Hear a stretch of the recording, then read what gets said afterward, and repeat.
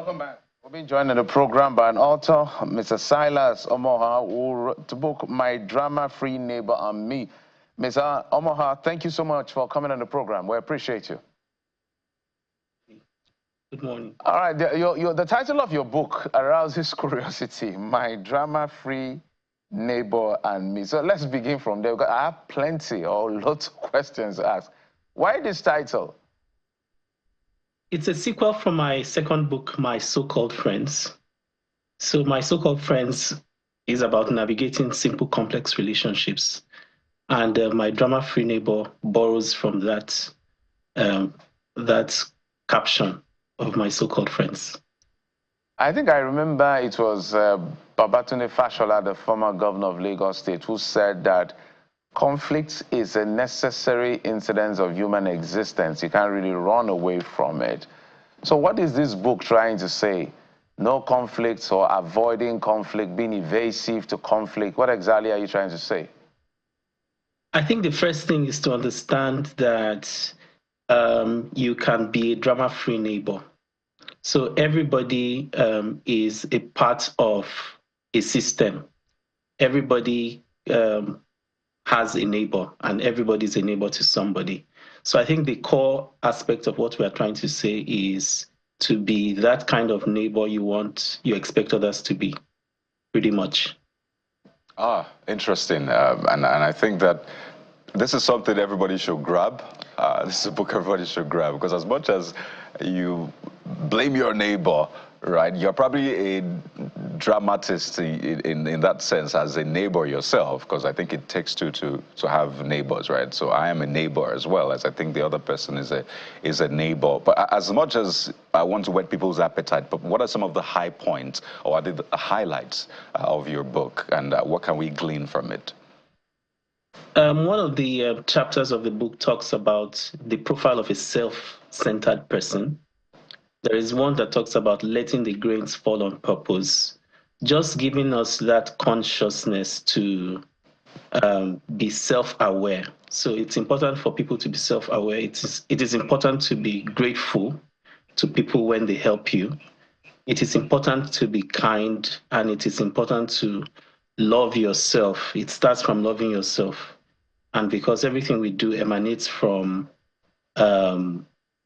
how healthy we are as a person, as an individual.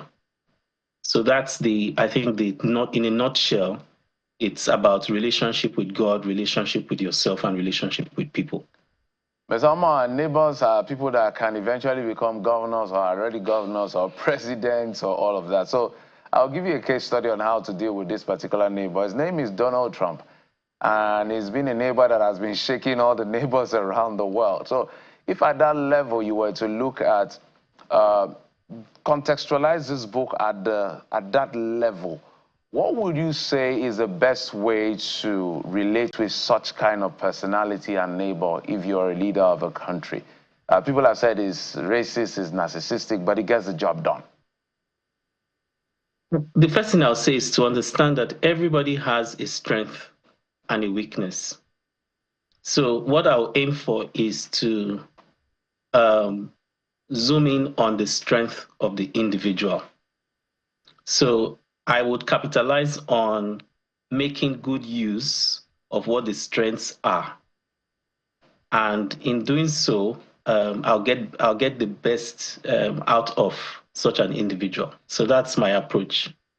Everybody has a strong point. Everybody has a weak point. So if I'm going to engage with anybody, what I should be doing is to be aiming for the strengths. How can I engage? How can I bring out the best? How can I invoke the best out of this person? You know, the reason I ask that question is because some neighbors are impossible. What do you do with an impossible neighbor? What do you do with an impossible neighbor? Find somebody else. Okay, I didn't see that coming.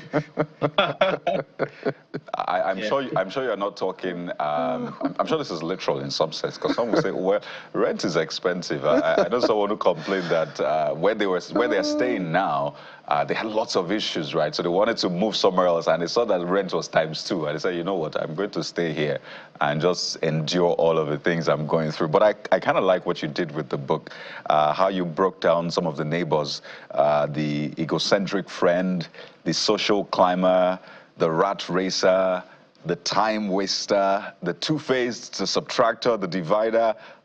I love that. So is that meant to help people first see who their neighbors are, but also see who they may be as well as a neighbor?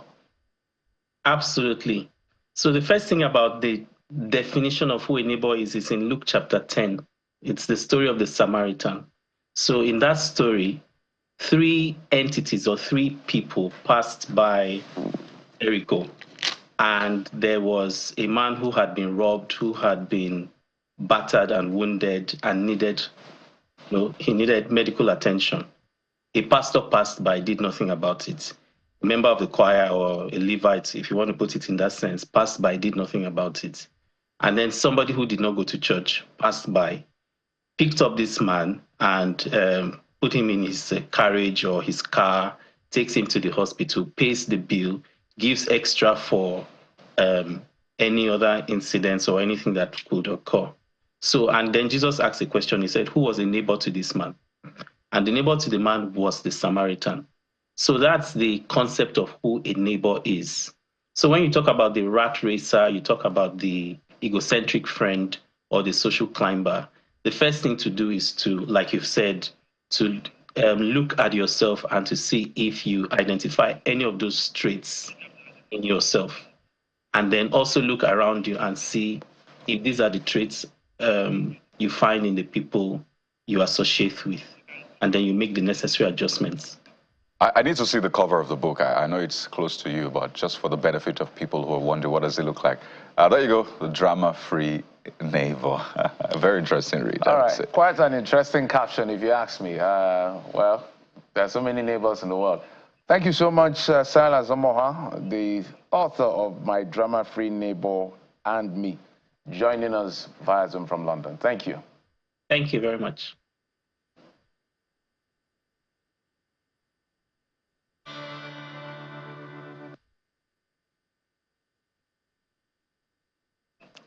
So from this drama-free neighbor, we have to say thank you so much for being a part of the Morning Brief, and I hand over to my other drama-free neighbor. We're drama-free, totally.